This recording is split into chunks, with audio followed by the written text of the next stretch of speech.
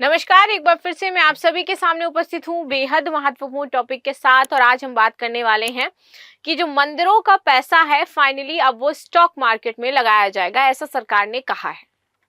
देखो, अभी तक आप सभी को पता है कि मंदिरों में जो भी पैसा होता है उसका सरकार टैक्स नहीं लेती है, अनटैक्सेबल पैसा है। और कई बार बड़े बड़े जो आपके व्यापारी हैं इसी तरह टैक्स से बचने के लिए भी को हीरा चढ़ाए धरे दे रहे हैं, सोने का थाल चढ़ाए धरे दे रहे हैं, 100 किलो का मुकुट चढ़ाए धर दिया जा करके। तो इस तरीके के काम करते रहते थे। लोग दान पात्र में दिखा देते कि हमने इतना पैसा दान दे दिया, तो उससे लोग अपना टैक्स चोरी कर लेते थे, टैक्स बचा लेते थे।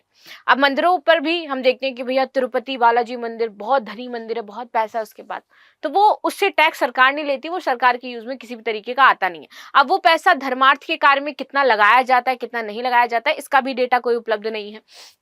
तो सरकार ने बोला कि ठीक है, मंदिरों में जो पैसा होगा ना उसको हम कहाँ लगाएंगे, स्टॉक मार्केट में लगाएंगे। और स्टॉक मार्केट में लगाने के बाद जो प्रॉफिट होगा उसका टैक्स कौन लेगा, फिर सरकार लेगा। यानी कि दूसरा तरीका सरकार ने खोज ही निकाला आखिर टैक्स लेने का। तो चलिए इसी को थोड़ा सा समझते हैं यहाँ पर क्या चीजें हैं। ठीक है, तो अब स्टॉक मार्केट में निवेश होगा मंदिर का खजाना, इस राज्य ने दी है मंजूरी, लेकिन कुछ शर्तें यहाँ पर हैं। तो ऐसा करने वाला राज्य महाराष्ट्र बनेगा, सबसे पहला राज्य है महाराष्ट्र, जिसने बोला है कि आप लोग जो भी मंदिरों का पैसा है वो आप एज अ फंड के तौर पर कहां लगाओ, स्टॉक मार्केट में लगाओ। तो एक ऐतिहासिक निर्णय लेते हुए राज्य के पंजीकृत सार्वजनिक ट्रस्टों को अब अपनी कुल निधि जितनी भी है उसका 50% भाग म्यूचुअल फंड, बॉन्ड और अन्य बाजार आधारित निवेश साधनों में लगाने की स्वतंत्र अनुमति प्रदान कर दी गई है। आगे बात करते हैं।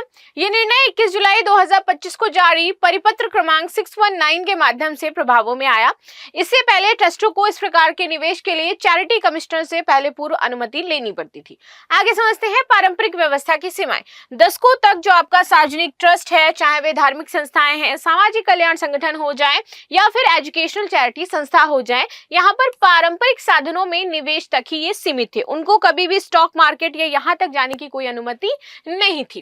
ट्रस्टों को केवल अनुसूचित बैंकों में वो फिक्स डिपॉजिट करवा सकते थे, पोस्ट ऑफिस में वो सेविंग्स कर सकते थे, अपनी सरकारी प्रतिभूतियां खरीद सकते थे, बॉन्ड्स वगैरह जो सरकार जारी करती है, या फिर चैरिटी कमिश्नर की अनुमति से अन्यत्र निवेश की अनुमति उनको मिलती थी अगर वो करना चाहें तो। बाकी स्टॉक वगैरह में उनका कोई हाथ नहीं था कि वहां पे जाएंगे पैसा लगाएंगे।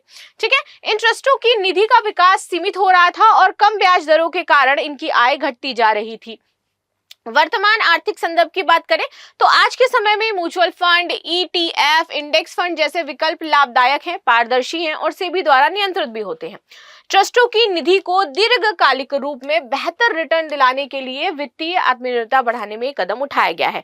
तो कहा तो जा रहा है कि इससे ट्रस्टों की आत्मनिर्भरता बढ़ेगी, लेकिन सबसे इंपॉर्टेंट चीज कि जब आप म्यूचुअल फंड में लगाते हो, पैसा आपको मिलता है, निकालते हो, कुछ टैक्स कटता है उसका, ठीक है, वो कट करके ही आपको मिलेगा। यानी कि अब इन पैसों जो मंदिर हैं इनडायरेक्टली रूप से अगर यहाँ पर पैसा लगाएंगे तो अपना टैक्स भी पे करेंगे सरकार को, राइट।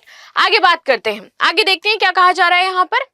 परिपत्र क्रमांक 619 के प्रमुख बिंदु क्या है। तो आप ट्रस्ट अपनी शुद्ध निधि का सिर्फ 50% ही ऐसा इन्वेस्ट कर सकते हैं। कहाँ लगा सकते हैं, तो म्यूचुअल फंड में, एक्सचेंज ट्रेड फंड में, इंडेक्स फंड, शेयर में, सरकारी प्रतिभूतियां या फिर कॉर्पोरेट बॉन्ड्स में। यहाँ पर लेकिन कुछ सीमा है। देखो, अगर आप म्यूचुअल फंड में लगा रहे हो, सेबी द्वारा नियंत्रित है, इंडेक्स आधारित 65% या फिर इससे इक्विटी अधिक आपको निवेश करना होगा अगर ETF में लगा रहे हो। इंडेक्स फंड में आपका BSE NSE के बेंचमार्क सूचकांक से लिंक रहेगा। शेयर में आप 5000 करोड़ या उससे अधिक बाजार पूंजी वाली कंपनियां जो है वो रजिस्टर्ड है, वहां पर आप लगा सकते हो। 3 वर्ष से अधिक की आपकी मेच्योरिटी होगी अगर आप सरकारी प्रतिभूतियां लेते हो, और AA या उससे अधिक क्रेडिट रेटिंग अनिवार्य होगी अगर आप कॉर्पोरेट बॉन्ड खरीद रहे हो तो। निवेश के लिए शर्तें और सुरक्षा प्रावधान। क्रेडिट रेटिंग, डेट इंस्ट्रूमेंट को कम से कम 2 क्रेडिट रेटिंग एजेंसियों द्वारा AA या उससे अधिक की रेटिंग प्राप्त होनी चाहिए। इक्विटी निवेश की बात करें तो 65 कम से कम 65% हिस्सा आपका लार्ज कैप या फिर इंडेक्स से लिंक होना चाहिए। संस्थागत नियामक, निवेश केवल उन्हीं फंडों में किया जा सकता है जो सेबी या RBI द्वारा रेगुलेट हो। गैर अनुपालन पर उत्तरदायित्व, यदि ट्रस्ट निवेश में इन शर्तों का पालन नहीं करता है तो चैरिटी कमिश्नर क्या करेगा, आप पर कार्रवाई कर देगा।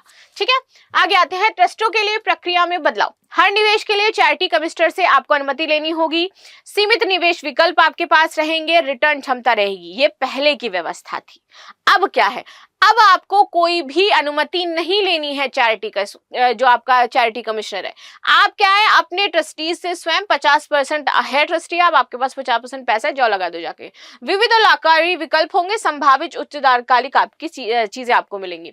संभावित प्रभाव और आंकड़े, महाराष्ट्र में पंजीकृत ट्रस्टों की संख्या, कुल सार्वजनिक ट्रस्ट यहाँ पर 59,143 है। इसमें शैक्षणिक, धार्मिक, स्वास्थ्य और सामाजिक जो समाज सेवी संस्थाएं हैं वो मौजूद होंगी।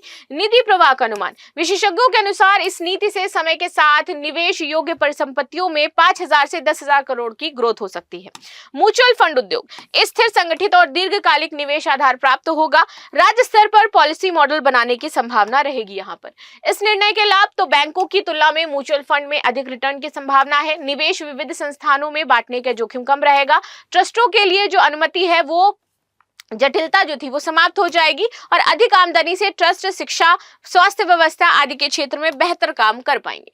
संभावित चुनौतियां क्या हो सकती हैं, तो देखो, ट्रस्ट को वित्तीय उत्पादों की समझ और प्रशिक्षण की आवश्यकता होगी जो उनके पास नहीं है। निवेश जोखिम जो है वो उनका निर्णय भैया उनको लेना पड़ेगा कि कई बार अगर लॉस हो गया है तो क्या चीजें होंगी।